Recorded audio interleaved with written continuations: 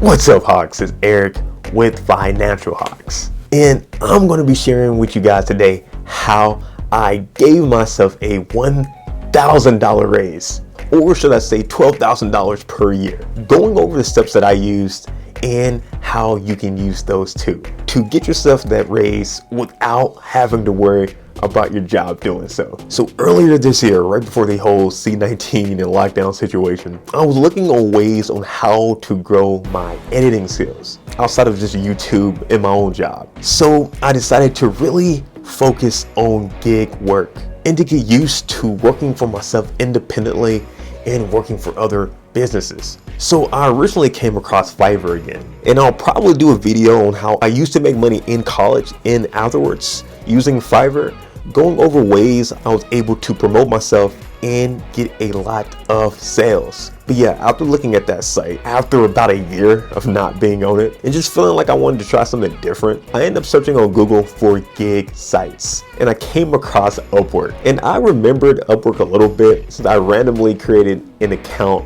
on Elance some years ago. And then I remember, I believe, Elance merging with Upwork. So yeah, before I ended up creating an account on Upwork, I went to YouTube to search up some reviews on the site, just to kind of get myself an idea. I ended up seeing a good amount of testimonials, so I ended up creating an account on Upwork. So after that, I ended up applying to a few gigs, mainly towards Photoshop and just small editing stuff. And then yeah, that was pretty much it. So after about 2 weeks, I didn't hear anything back. So then I told myself, am I serious about this or not? Do I really want to make some extra money each month? Or am I just playing with myself? So I had to really put my head in the game and really try to focus on how I was going to end up getting these gigs. So I went to YouTube again and went through countless videos on how to create a proposal that would be more likely to be accepted, going over ways to greet clients and what type of questions to ask and not ask to get a gig, and ways to enhance my profile and getting the correct profile pictures. So after doing all this research, I felt way more confident. So I then went back and applied. I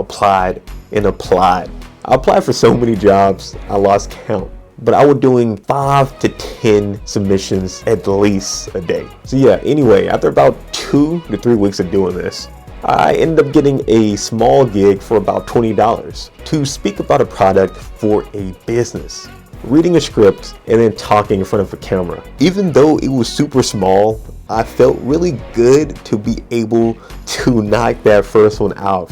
So out of that one, I ended up applying to more and more and even more gigs. And out of nowhere, I ended up getting a gig for a rather large YouTube channel.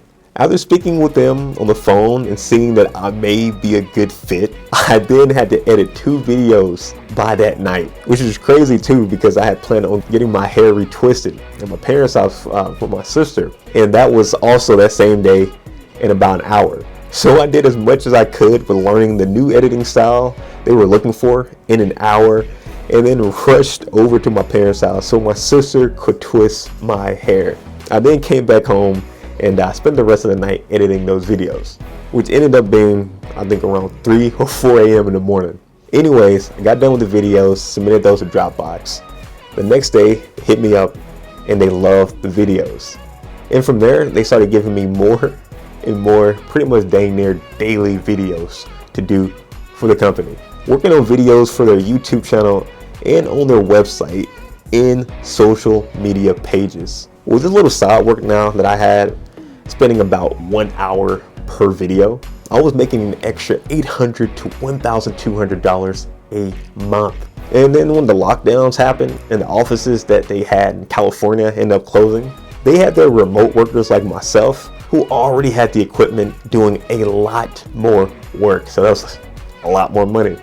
So yeah, guys, that's how I was able to give myself the $1,000 raise. And something that you guys can definitely do too. If you use your skills for online gig work or start working on some new skills that you can use to work online. I wish I was able to get this gig on my first try, but it took about maybe 100 or so tries before I was able to actually get this one. The big thing here on this video I want to stress is to not give up if you are trying to make money doing gig work. You may end up having to apply to 100, 200, 300 plus jobs. But if I can end up doing this after all these tries, I know you guys can definitely do so too. Let me know, guys, if you're interested in learning the exact ways on how I was able to improve my profile, talk with potential contractors, etc.